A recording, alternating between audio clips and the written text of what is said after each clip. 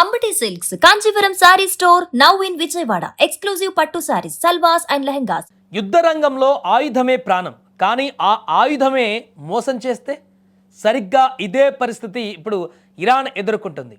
అత్యాధునిక టెక్నాలజీ అంటూ చైనా ఊతరగొట్టిన రక్షణ వ్యవస్థలు తీరా సమయం వచ్చేసరికి చేతులెత్తేయడంతో ఇరాన్ దిక్కు తోచని స్థితిలో పడింది.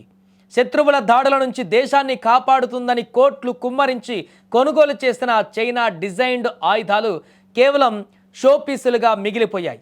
అమెరికా, ఇజ్రాయెల్ వంటి అగ్రరాజ్యాల మిసైళ్లను అడ్డుకోవడంలో చైనా అందించిన HQ-9B డిఫెన్స్ సిస్టమ్ దారుణంగా విఫలమైంది. అసలు శత్రువుల క్షిపణులు వస్తున్నాయన్న విషయాన్ని కూడా ఈ సిస్టమ్ గుర్తించలేకపోయిందంటే డ్రాగన్ దేశం ఎంతటి నాణ్యత లేని వస్తువులను ప్రపంచానికి అమ్ముతుందో ఇట్టే అర్థం చేసుకోవచ్చు. నిజానికి ఇలా మోసపోవడం ఇరాన్కు కొత్తమీ కావచ్చు, కానీ చరిత్ర చూస్తే చైనాను నమ్ముకున్న ప్రతి దేశం ఇదే బాటలో నడిచింది. గతంలో పాకిస్తాన్ సైతం చైనా ఆయుధాలను నమ్ముకొని భారీ మూల్యం చెల్లించుకుంది.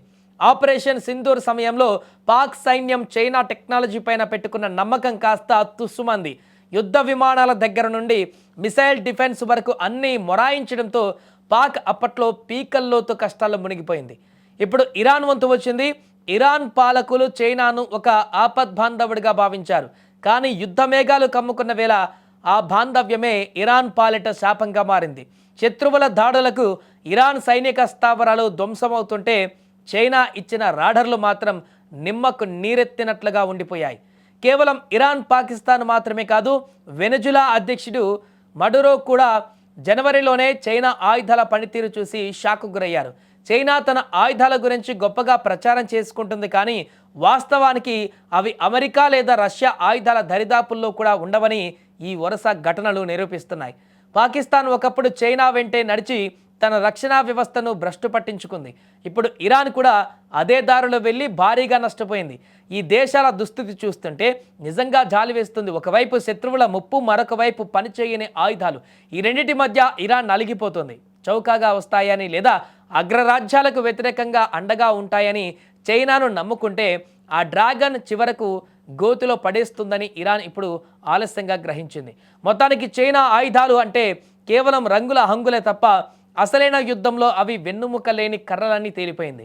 ఇరాన్ ఎదుర్కొన్న ఈ పరాభవం ప్రపంచ దేశాలకు ఒక గుణపాఠం. ఆయుధాల విషయంలో నాణ్యత కంటే రాజకీయాలకు ప్రాధాన్యత ఇస్తే ఎలాంటి పరిణామాలు ఉంటాయో ఇరాన్, పాకిస్తాన్ ఉదాహరణలు ఇప్పుడు స్పష్టం చేస్తున్నాయి.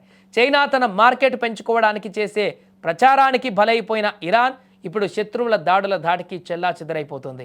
నమ్మిన బంటు మోసం చేస్తే ఎలా ఉంటుందో చైనా ఆయుధాలను నమ్ముకున్న ఇరాన్ పరిస్థితి ఇప్పుడు అలాగే తయారైంది.